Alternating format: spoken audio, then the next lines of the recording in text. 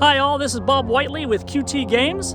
I'm just getting ready to do a unboxing video of Midnight Guardians. I just got to first walk these dogs. Here, I'll introduce you to them. All right, these are my two doggies. Tibbet's on the right and Peeps on the left. What are you looking at? What? I hear something. Wait a second, let me move the camera over. I heard it around here somewhere. Oh my gosh, it's a metal horror. Look at the size of that thing. That thing is big as a house. We better get home. They did a great job packing it up, looks like. Let's get this knife out of the way. Okay, and let's take a look at what we have inside.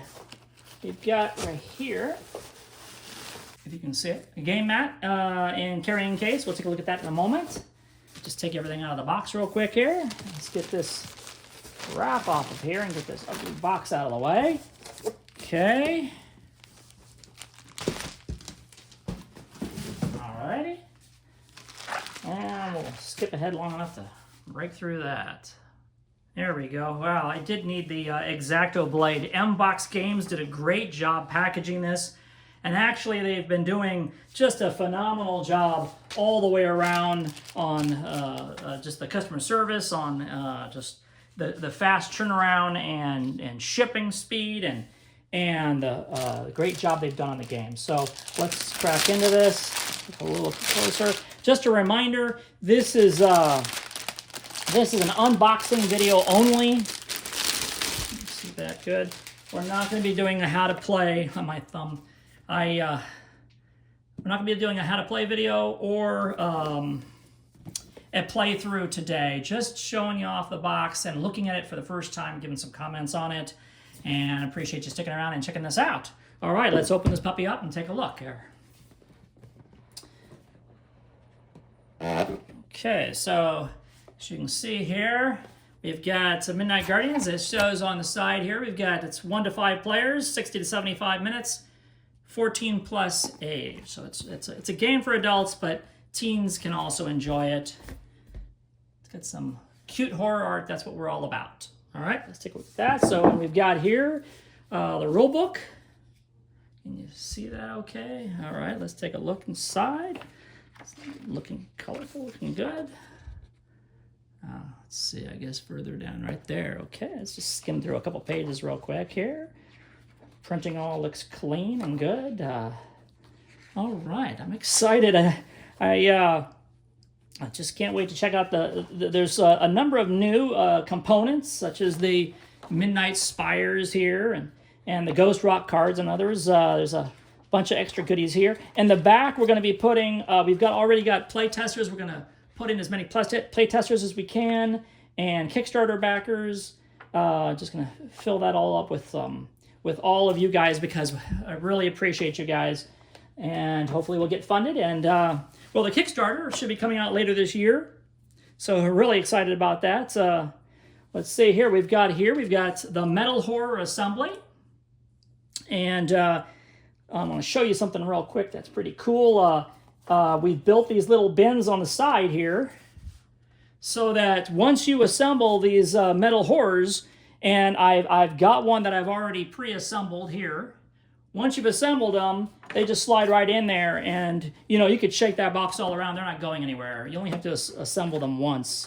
I mean, if you take them apart just for fun, that's cool. But they sit in here really nice and smug, so that will work great.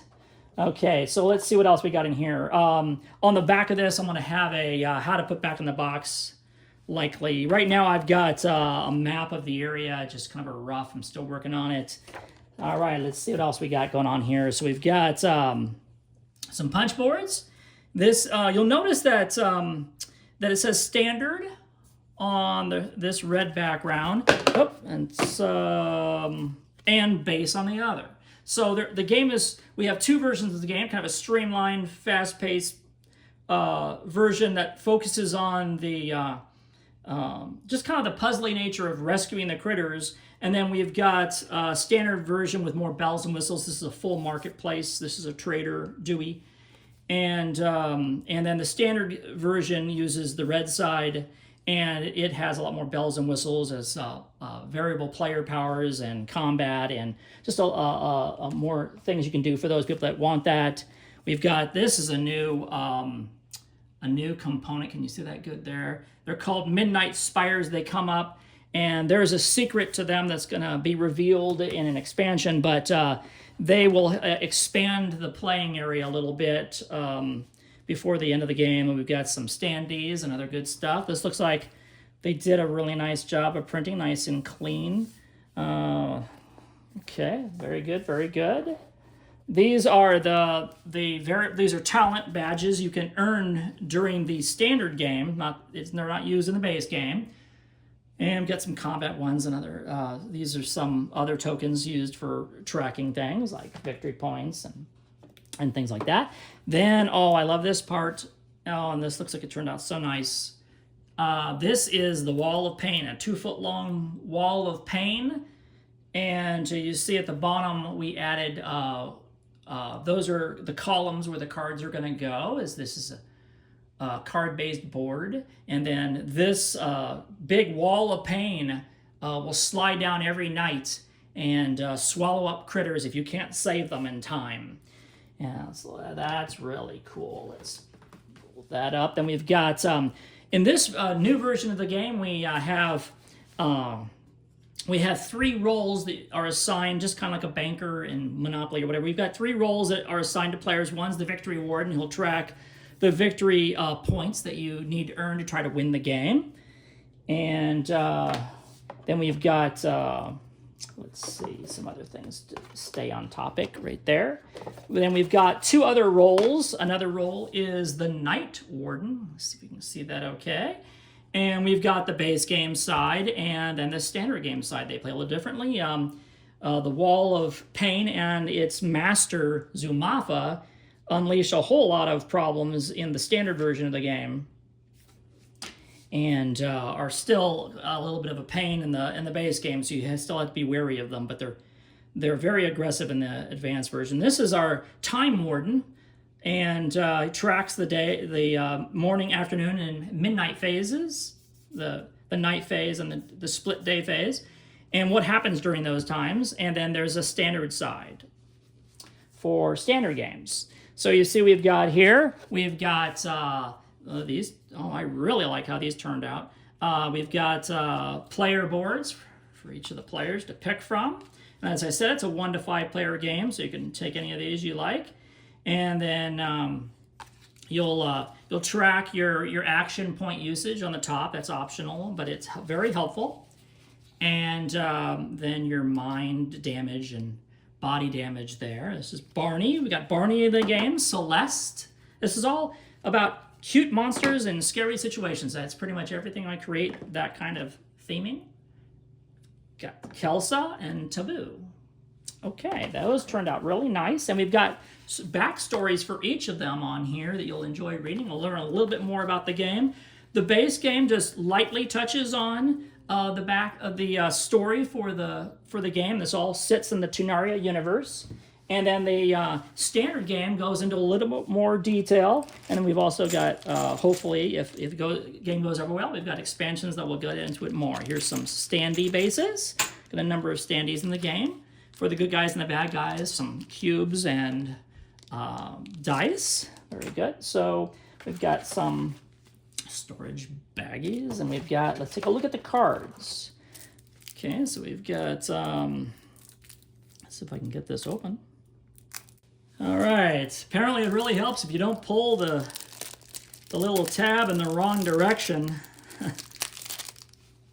That's my fault. Okay, let's take a look at these cards. This is the adventure deck. This is actually what's used to build the game board that you'll be playing on. I just lost one there. It's gone forever. Okay, and we have several types. You see the green banners and for the nature cards and different environments and different things that you can find on there. A treasure chest, that metal horror we saw earlier. Those will pop out sometimes when you see it on here. And we've got some treasure and a whole bunch of different things. You got a bunch of different critters, and you see at the bottom what you need to rescue that critter. And some critters will have a goodie up here that you can win if you rescue them. And some of them are, you see, are harder. There's a whole bunch of them in here. Some of them are pretty hard to rescue. got another one flew away. And so there's just a whole bunch. Then we've also got Ghost Rock cards. Those are special cards. If we can see it, Ghost Rock. Okay, we'll talk about that another time when I do the next video. Those are pretty cool. Okay, and just other kinds of cards you can get. These haven't been shuffled, obviously. Okay, the Sugar Drop, kind of like a wild card. You can count as any of the items listed on there. A whole bunch of good stuff. All right, these cards, they have a good feel to them. There's the backs. Good feel. I like them. These are going to serve us well. Okay, so we'll put those just right back in there. Let's check out this next one. We've also got behind it. I'll tell you about those in a second. Okay, let's see if I can manage to pull this one off the correct direction. There we go. That's the way. Nice and easy. That's the way it's supposed to be. Okay, let's take a look at these. I got a few decks in here. So we've got the treasure deck. So I got a whole bunch of different cool cards. You can power shards, and these are like little. It says little tiny nano factory can produce one item. Got a whole bunch of different kinds of. These can attack some of the bad guys. These can heal you. Lots of fun, cool cards. I don't know if you can see these very well. Okay, all right. Very cool, very nice. Treasures you can earn during the game. You can find them during the game, I should say. Then we've also got some event cards. This is in the standard version of the game. We've got a Shadow Reaper. I actually wrote a novel about the Shadow Reaper. And just a whole bunch of different ones. Godstorm, that's in some of my novels. Bunch of fun things. Some of them are critters. Some of the events have good things that can happen to you. And some have bad things, like he tries to steal from you. And then there's some that are a little bit of both. This one's the poor girl disappeared in Shady Valley. And you try to find her. Just different things like that. A bunch of different cards. That's a real sad one. Bearer of Bad News. Ghost Road. That's a very cool, very exciting card there. Okay, and that's for the standard game. And then we've got some power cards of Zumafa, the big bad guy in the game. And these are just some examples in Power Wall, Puppet Master. There's a couple Puppet Masters in there. It's just some different things that, different nasty things that Zumafa will try to do during the game. And then we've got market cards. Yeah, market cards. And these are used both in the base game and the standard. They're used a little differently, but the fronts are all the same. Just a little bit of mechanics driving how the system works is a little different. These are some of them are on sale, and you can buy these or trade for them, I should say. Trade to get these so that you can help rescue the critters when you can't find their needs out in the field. So those are very handy. You'll definitely want to be tapping the market deck to try to help rescue the little ones. We've also got the Wall of Pain I showed you earlier. The Wall of Pain has its own deck with special effects that can happen. We got Bad Seed, Bolster Cages, Smack and Grab, Sack Toss, Tainted Love, Cage Party, Chaos Whip, things like that. Lots of cool, fun things for them to do. My guess is a few of these are probably mixed in. I just found another one. So they're not all ready to go yet. The Ghost Rock card is kind of a fun card to help you when you're in a jam, when you're really struggling in the game. You can try to grab some of those. Okay, we've got that card. I'll put this one back. There's still one on the floor somewhere. And we also got, let's take a look at this real quick. I don't want this video getting too long. Let's shoot through this real quick. These are cool. Let's get these out of here. Cages. And the cages can go on the critters that you find. The little metal horrors, they drop cages on the critters to slow down the guardians, the Midnight Guardians. So if you see that, if that was in the play area and the midnight or a metal horror catches them, they could throw a cage on them. And then you have to break the cage and meet its needs just to rescue the critter. And you have to do all of that before the night phase when wall of pain comes slithering down. So that's very cool. Let me take a look. Yeah, they look nice and clean. I like it. You see that? Nice and clean. And I didn't show you this. We've got action cards. We've got the base game side with actions that you can do on your turn. And here's how you can trade with Dewey during the base game. The base game takes place about 2 years in the chronology of the storyline before the standard game. And there is no Dewey in the standard game. Instead, there's a full marketplace. And we get into the story more, later. But there's all the things you can do. There's some free ones down here and some ones that cost 1 action point each. The game is action point driven, so you'll be doing actions throughout the game. But we'll get into that more as we get going. Okay, and then we've also got, here's the pieces to form 4 metal horrors. See that? And that's what they look like when they're done. All right, like that. Very close to that. This is from an earlier prototype. Just as a reminder, this is all a prototype, and we'll be reviewing it for color and other and make sure everything's accurate before we go to final. But this is very close to final, and we're really excited for the upcoming Kickstarter. We'll be doing a pre-launch page shortly, but let's take a look at a brand new thing. Let me clear some space. Put that back on there. Let's take a look at the Game Man. I'm hoping that turns out good, so we can have that as an add-on in the Kickstarter, because I think it's going to be really handy. Let's take a look here. Got the zip top. Oh, I guess you can't really see it too well on there, but let's take a look at this thing. Okay, all right. Boy, I'm excited about this. Okay, I hope you are too. Check that out. Let's see. You can't see the entire thing yet. Let's see. So you can go all the way up to there, down to there. Take a look. See, we've got this will go up in here. So that goes right there. That's where it starts in the game.